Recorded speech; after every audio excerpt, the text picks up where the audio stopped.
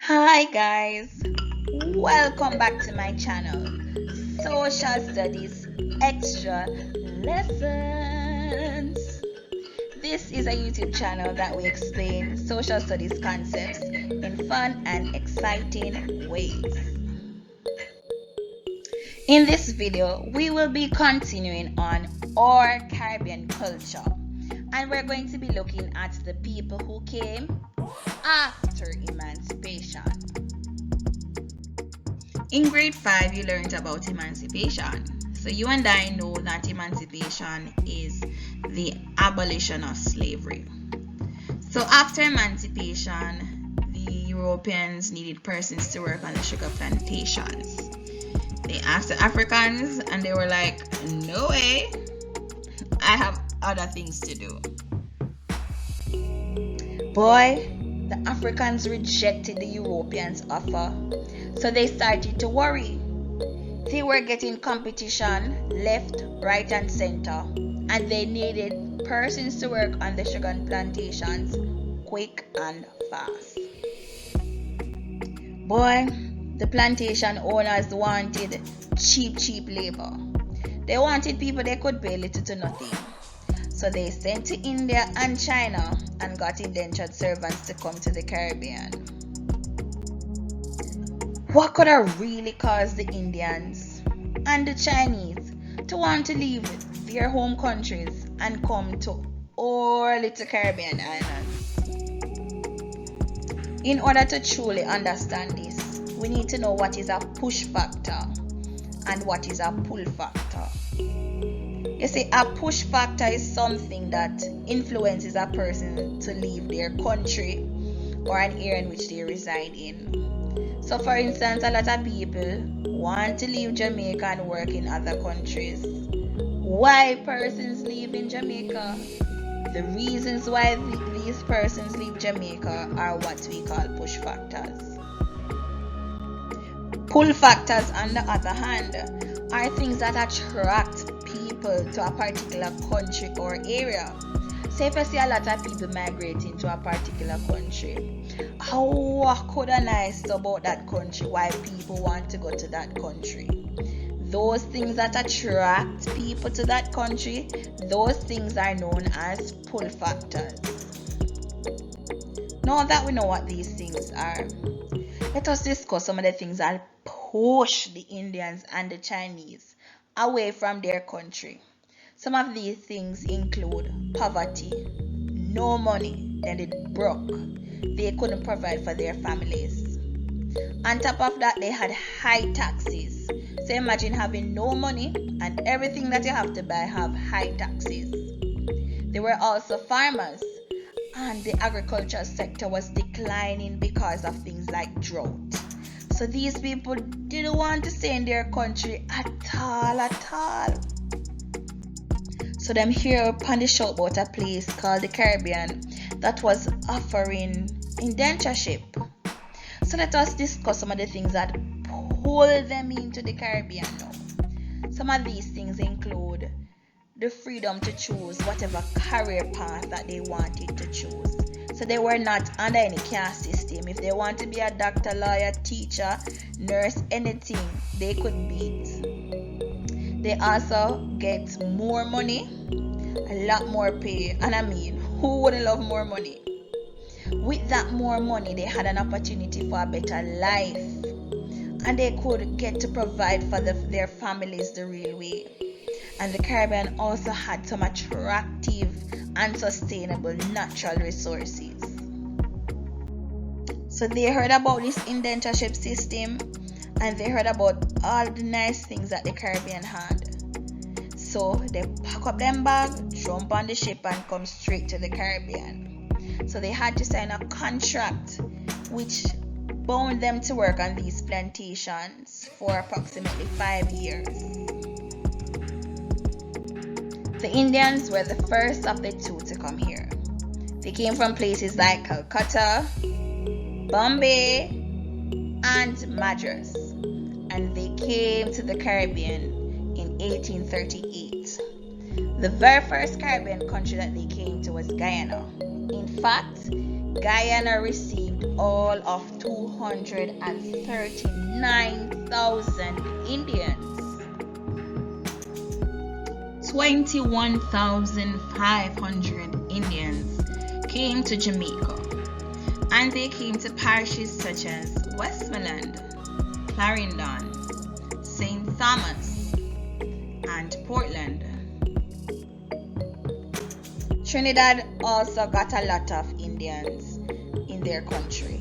In fact, they got 145,000 Indians.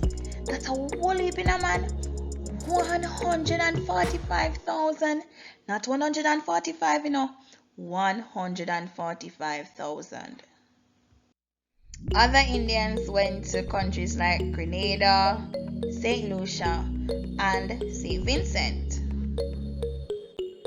If you were listening carefully, you will realize that majority of the Indians went to Trinidad and to Guyana. And it is as a result of this why a lot of Trinidadians and Guyanese have Indian features today. Like the Indians, the Chinese came to the Caribbean to work as indentured servants. They wanted some of that money and some of that better life as well. A lot of them were very talented farmers, so they fit right in and were good indentured servants. So them jump on the boat and them sail and they arrived in Trinidad, Guyana, and Jamaica, where they worked as indentured servants. When they finally reached the Caribbean now, and they started to work on the plantation, do you think that they truly experienced paradise as what they were thinking? Alright, let's see. Initially, they were recruiting just single persons to come as indentured servants. After a while, whole families came.